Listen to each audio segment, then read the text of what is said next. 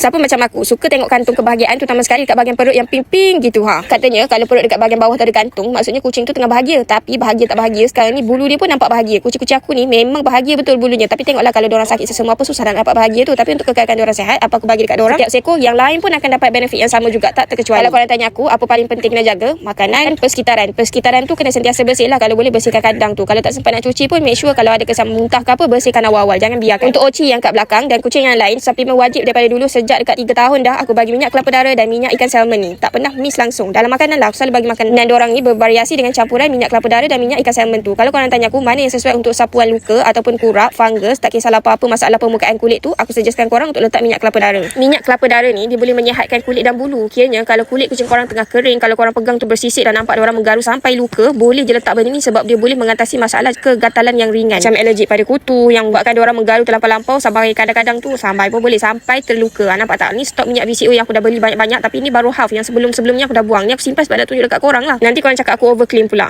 Jenuh nak kena simpan semua kan. Simpan cukup-cukup macam ni aja. Kalau ada kesan gatal kecil-kecil, korang ambil dengan dos rendah je, sapu je dekat semua tempat-tempat yang ada masalah. Veterina overseas bagi tahu, yang aku baca-baca dulu, dia kata minyak VCO ni pun boleh bantu masalah pencernaan. Kalau kucing nak keluarkan hairball sekalipun, dia boleh lawaskan dekat perut kucing untuk senang keluar melalui usus. Ada juga cakap bila diorang letak minyak kelapa darah dekat bulu kucing, kutu pun tak nak duduk. Tapi ini bukan pengganti ubat kutu ya, sekadar untuk menghilangkan dan juga mengurangkan jumlah saja. Yang ni disyorkan sapu dan makan. Kalau untuk makan saja, korang boleh bagi minyak ikan salmon. Wild Alaskan Salmon Oil daripada brand Nanovet. Botol yang aku pegang dua-dua ni agak besar tau, 250ml. Kalau korang tekan dekat beg kuning ada yang saiz kecil yang 100ml. Minyak ikan salmon ni yang ni paling best sekali tau tak. Janganlah kalau korang give vet sekalipun masa kucing aku ada masalah kulit, memang dia akan bagi minyak ikan ni dekat kucing. Yang ni lagi mudah sebab bagi aku mudah nak pump dalam mulutnya directly. Kalau nak pump dalam makanan pun boleh. Nasihat aku, kalau kucing susah-susah menggelupu asyik mencakar aja dan menggigit, korang pump je dekat. Dua ni dipanggil sebagai set gebu lah. Kalau korang bagi dekat kucing, memang bulu diorang akan nampak lembab, cantik dan bersinar. Dalam minyak ikan salmon ni ada omega 3 yang boleh mengurangkan kerontokan bulu, boleh atasi masalah kulit kering dan gatal, dan juga boleh bikin kulit nampak lebih halus dan shiny macam bulu Oci awal-awal tadi tu. Salmon oil ni juga boleh bantu kurangkan peradangan tau. Dia boleh dukung daya tahan tubuh kucing, terutama sekali kalau kucing yang mudah sangat jatuh sakit, sudah tua ataupun dalam proses pemulihan, macam kucing yang dah dimandulkan ataupun tengah sakit, semua dan lain-lain. Minyak ikan salmon ni tak kisahlah dari kalangan manusia ke semua, memang dia fokus untuk menjaga kesihatan jantung, bagus untuk sendi dan juga perkembangan otak. Jadi kalau korang nak pastikan bulu kucing korang dekat rumah tu makin cantik, bolehlah bagi minyak ikan salmon dan minyak kelapa darah ni dekat kucing korang, ataupun pilih salah satu. Ayolah, kalau korang pergi vet sekalipun, antara salah satu ataupun satu saja yang akan dibekalkan oleh vet seperti minyak ikan. Jadi siapa yang dapatkan boleh tekan kat beg kuning.